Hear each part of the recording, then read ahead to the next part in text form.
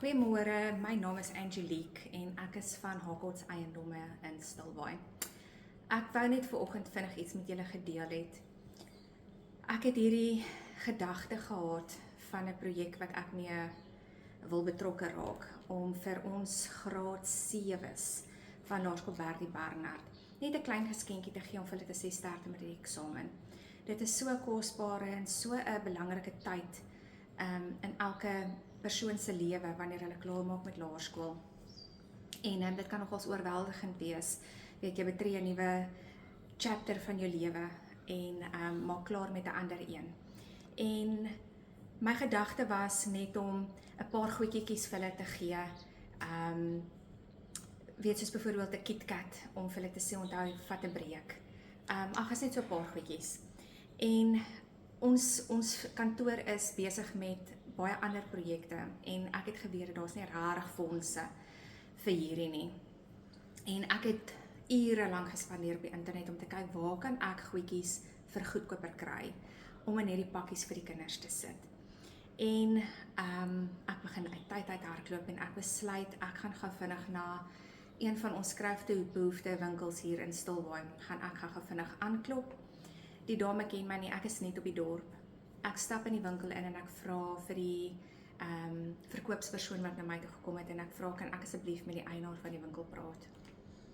En sy sê vir my doodreg en sy roep die eienaar en die eienares kom na my toe en sy sê vir my, "Haai, hoe kan ek jou help?" En ek sê vir haar, "Luister, ek staan met my stert tussen my bene, ek het jou hulp nodig."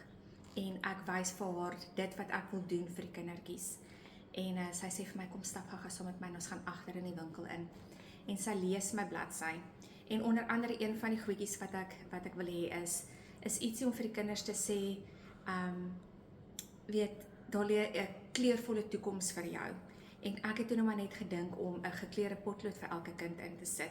Weet ietsie wat hulle ook kan gebruik wanneer hulle leer, as hulle dalk ietsie wil onderstreep, weet ietsie wat uitstaan. En ook om vir hulle te sê dat weet, maak nie saak wat se foute jy in die lewe maak nie. Hoe jy 'n fout hanteer en uitsorteer, dit is wat jou anders maak as ander mense. En sy kyk so en sy kyk so weg en sy sê vir my, nee, sy dink nie dat 'n gekleurde potlood gaan so lekker werk nie. Hoekom gebruik ek nie 'n highlighter nie? En op hierdie stadium toe hierdie gesprek aan die gang is, het ek nie geweet wat sy vir my gaan sê nie. Weet so, ek staan hier en ek dink, ja nee, 'n highlighter sou baie nice gewees het, maar dit is verskriklik duur. Maar hoe dit ook al sê, ek sê toe vir ja nee, highlighter klink baie goed.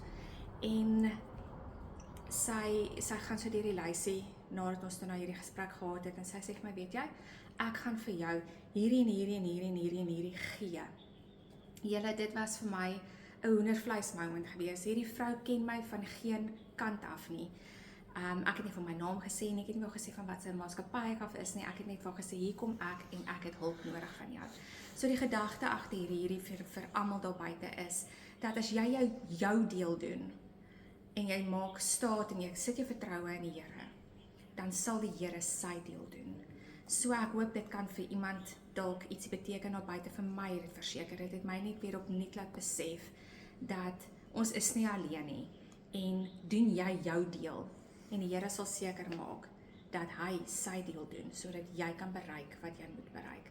So, ons gaan nou in 'n feesseisoen in, en ek wou dit net vinnig met almal gedeel het.